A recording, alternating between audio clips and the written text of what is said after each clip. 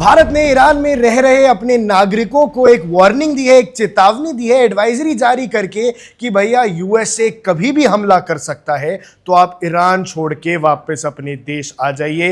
Iran में embassy आपकी पूरी मदद करने वाली है। और इस एडवाइजरी से डर का माहौल एक बार फिर सामने आ गया है। ऐसे में सवाल कई सारे हैं कि क्या अब ईरान पे हमला होने वाला है, और अगर ईरान पे हमला होगा तो आखिरकार कब। दर्शकों, इसी बात पे चर्चा करने के लिए नागेन जी मेरे साथ मौजूद हैं। सबसे पहले तो बताइए कि क्या हमला होगा ही होगा, ये बात कंफर्म है? देखो आकाश, हमला तो होना है। अब ये भारत ने आज ये एक्शन लिया है, उन्होंने ये इमरजेंसी एडवाइजरी जारी की है, लेकिन मामला तब सीरियस हो गया था जब कल कनाडा ने बोला कि आप भैया जल्द से जल्द ईरान को छोड़ो, हमला होने वाला है। उसके पहले यूएस ने, ऑफ कोर्स, और ट्रम्प तो रोज रट लगा ही रहे कि हेल्प इज कमिंग, आप प्रोटेस्ट जारी रखो। वहां पे लोग काफी संख्या में रोज इकट्ठा हो रहे हैं। ये भी खबरें आ रही कि 12,000 तक लोग मारे गए, 2500 मारे गए। ये तो लोकल न्यूज में कंफर्म हो रहा है। इसका मतलब हमला कभी भी हो सकता है, किस दिन होगा बस यही देखना बाकी रह गया है। कल हमें खबर आ रही थी कि हो सकता है कि कल हो जाए, बट फ्राइडे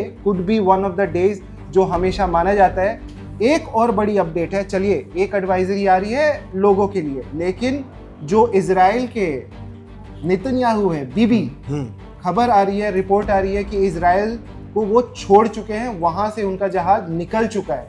इसका क्या मतलब है? इसका मतलब यह है कि ऑफ कोर्स जो यूएस का अटैक है वो मोस्ट प्रोबेबली आपके इजराइल से होगा, क्योंकि उनके बेसेस और सारे उनके जो हथियार है वो वहां पे हैं। कुछ उनके बेसेस हैं जो कि पर्शियन गल्फ में हैं, वहां से वो अटैक करेंगे कि नहीं, क्योंकि ईरान उनको काफी इजीली वहां टारगेट कर सकता है, पहले भी काफी बार टारगेट किया है। अब इसके अलावा बाकी क्या अपडेट्स हैं जिसकी वजह से लगता है कि अब तो युद्ध होगा ही होगा, क्योंकि एमबीएस ने एक बहुत बड़ी चेतावनी दी है।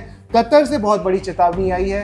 कतर ने बोला है अगर आप ईरान पे कोई भी अटैक करते हो या इजराइल से कोई भी, इजराइल की धरती से अगर कोई भी अटैक ईरान के ऊपर होता है तो ये मामला एस्केलेट होगा। जबकि कतर एक एलाई है यूएस का और इजराइल के साथ वो काफी अच्छे संबंध शेयर करते हैं, एक तरह के डिप्लोमेसी वो मेंटेन करते हैं, कूटनीति, मुस्लिम कंट्री होने के बावजूद। अब एमबीएस जो कि बेस्ट फ्रेंड्स है आपके ट्रम्प के साथ, Trump, MBS, US, Saudi Arabia, तेल का पूरा धंधा उनका चल रहा है। उसके बावजूद, इतना धंधा होने के बावजूद भी एमबीएस ने बोला कि आप हमारा एयर स्पेस यूज नहीं कर सकते। अब ये पॉलिटिक्स थोड़ा समझना पड़ेगा कि डर किसको कहाँ पर है, और ये सारी चीज़ें जो हैं देखने के बाद ट्रम्प तो अटैक करेंगे। जाहिर सी बात है कि ट्रम्प किसी की सुनने नहीं वाले, उनकी सभी सुनते हैं, भले कोई कुछ भी बोल दे। लेकिन कतर के ऊपर अटैक करना तो इजराइल कतर के ऊपर भी अटैक करता है। तो जो डॉन है, जो किंग है, बस उसका अब वेट है कि वो कब बोलते हैं कि भैया अब स्ट्राइक करो। इनके पास सारे हथियार हैं। ईरान के पास बचने के लिए क्या क्या है हमें पता है, S-400, बाकी चीज़ें हैं। लेकिन जब पहले वहाँ पे स्ट्राइक हुई थी जून में, तो 500-600 लोग एक रात में मारे गए थे। प्रॉब्लम बस ये है कि ईरान से अभी खबरें नहीं आ रही हैं, इंटरनेट वहाँ पे बंद है, तो बहुत ही लिमिटेड खबरें आ पा रही है, जिसकी वजह से यह पता नहीं चल पा रहा कि लोग वहाँ के जो हैं वो क्या कर रहे हैं, और वो शहरों को छोड़ रहे हैं कि नहीं, कि वो डटे हुए हैं और उनको लगता है कि ट्रम्प के फोर्सेस हमला करेंगे, बचो, और उसके बाद तो सीधे खात्मा ही होना है खमेनी का।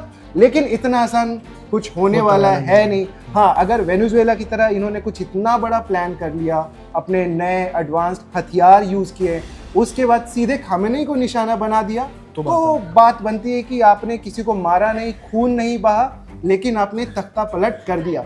पूरा जो मामला है वो तख्ता पलट का है।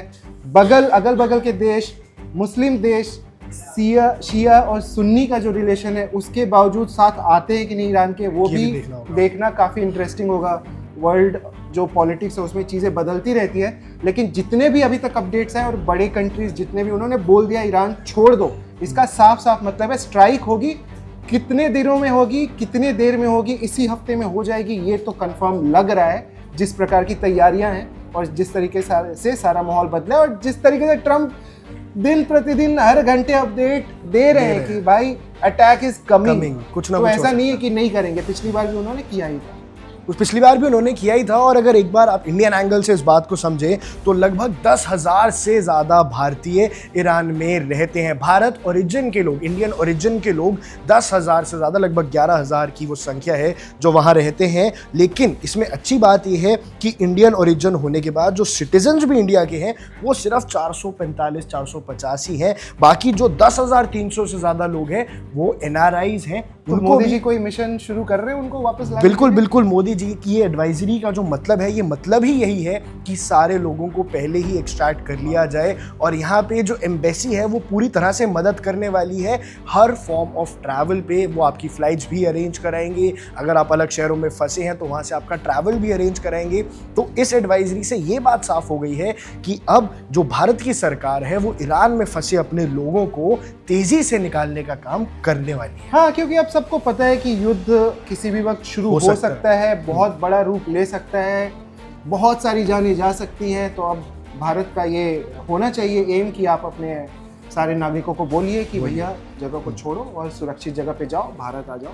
ये तो होना चाहिए, ये होना ही चाहिए। अब देखना ये होगा कि खमीनी का क्या होता है, क्या वही हाल होगा ईरान का जो अभी कुछ देर पहले वेनेजुएला का हुआ था, या उससे भी कुछ बहुत बड़ा, उससे भी कुछ बहुत भयंकर हमें 2026 की शुरुआत में ही देखने को मिल सकता है। आप देख रहे हैं वन इंडिया, मैं हूं आकुश कौशिक और मेरे साथ थे नागेन सिंह।